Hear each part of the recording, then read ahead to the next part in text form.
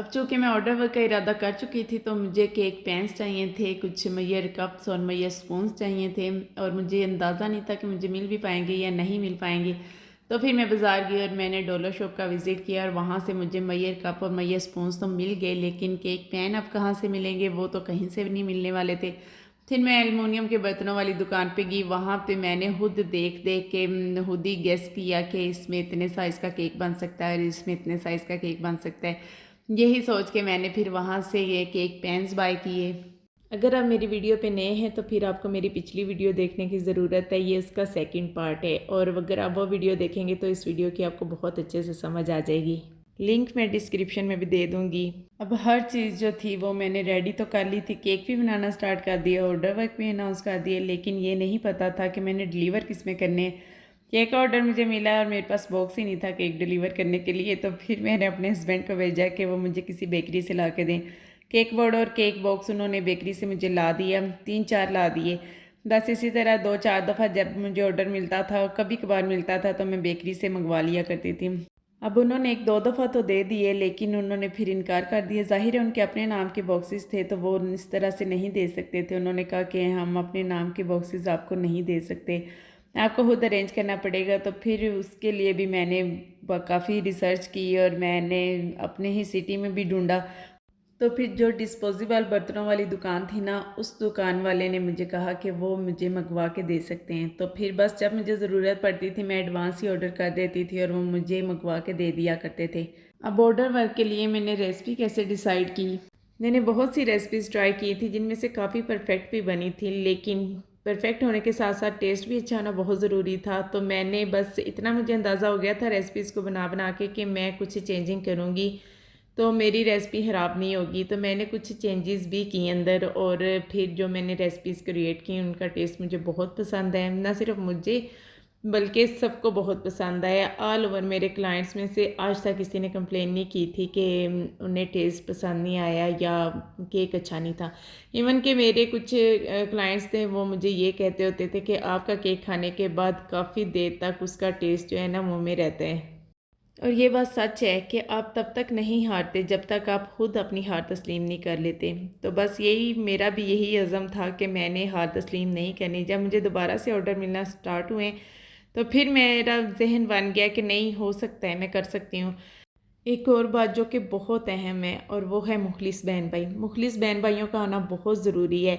मेरी लाइफ में मेरे बहन भाई माशाल्लाह मेरे साथ बहुत मुखलिस थे। उन्होंने मुझे बहुत सपोर्ट किया। जब मेरा सामान पड़ा रह जाता था, मैं मंगवाती थी, 1-2 ऑर्डर रेडी किए और उसके बाद कोई ऑर्डर नहीं मिला, तो उन्हें फ़िक्र होने लग जाती थी कि मारिया की चीज़ें ज़ाया ना हो जाएँ। तो वो मुझे बिला वजह ही ऑर्डर करके मुझसे केक बनवा लिया करते थे। मुझे पेमेंट करते थे कि वो करना चाहती है तो कहीं वो डिसहार्ट ना हो जाए।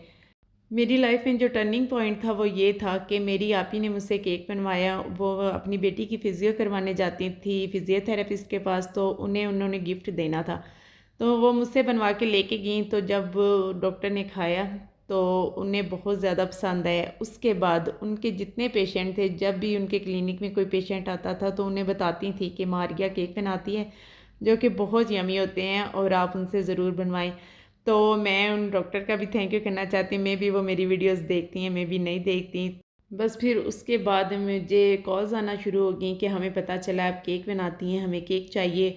और फिर सही मानों में जो क्लाइंट्स होते हैं, जो आपको समझते हैं, जो आपकी चीज़ को समझते हैं, आपके काम को समझते हैं, आपको अप्रिशिएट करते हैं, वो वाले क्लाइंट्स थे।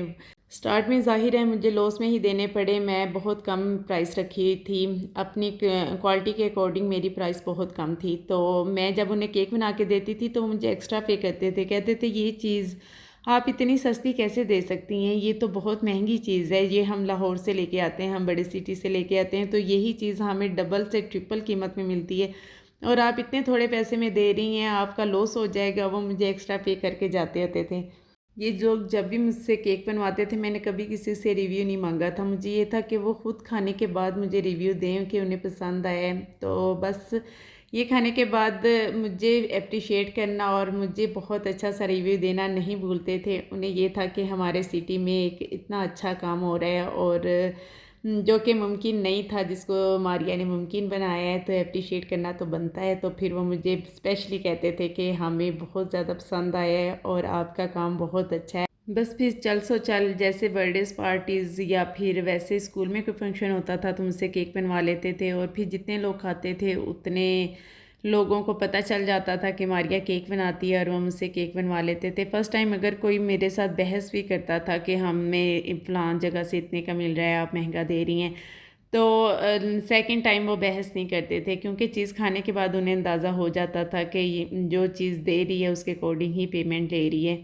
मुझे मेरे भाई ने एक ही बात समझाई थी कि अपनी क्वालिटी पे कंप्रोमाइज़ नहीं करना, अपने वेट पे कंप्रोमाइज़ नहीं करना, आपका केक छोटा नहीं होना चाहिए, वेट कम नहीं होना चाहिए।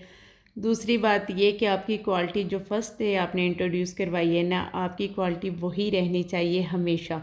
तो बस उस दिन से लेकर आज के दिन तक मेरी क्वालिटी सेम ही है। मैंने जो क्रीम पहले दिन यूज़ की, मेरी आज के दिन तक वही क्रीम है। उस क्रीम ने मुझे तंग भी किया है, मुझे प्रॉब्लम्स भी फेस करनी पड़ी है, लेकिन मैंने उस क्रीम को नहीं छोड़ा। मैं बस उस दिन से लेकर आज के दिन तक मेरी सेम ही क्रीम चल रही है। मैंने एक दिन भी दूसरी कोई भी क्रीम जो है ना ट्राई नहीं की। मुझे केक बनाने भी आ गए, केक सेल करने भी आ गए, लेकिन मुझे सामान का नहीं पता था कि सामान कहाँ से मिलता है। ये क्रीम्स, ये चॉकलेट्स, ये मैं कसूर से मंगवाया करती थी, जो कि बहुत महंगी मिलती थी, और जिसमें मुझे बस हैंड टू माउथ था कि जितने का सामान आता था उतने के मेरे केक बिक जाते थे। लॉस मेरा जो होता था वो बंद हो गया था। तो फिर मैंने इसके बारे में रिसर्च स्टार्ट कर दिया कि मुझे कहाँ से सामान मंगवाना है। तो बस फिर मुझे पता चला बेक हाउस का लाहौर में। तो मैंने फिर बेक हाउस से सामान परचेज़ किया, तो मुझे काफ़ी रीज़नेबल मिला। तो फिर मेरा, जब तक मैं चूनिया में थी तो मैं बेक हाउस से ही सामान मंगवाया करती थी। अब तो मुझे इतनी बातें याद ही नहीं है कि मुझे किन किन क्राइसिस से गुजरना पड़ा है। कि एक छोटे शहर में जहाँ बिल्कुल इस चीज़ का कॉन्सेप्ट ही नहीं था, वहाँ पे मैंने खुद को इंट्रोड्यूस करवाया। मैंने अभी तक नहीं सुना कि ज़िला कसूर में कोई होम बेकर है।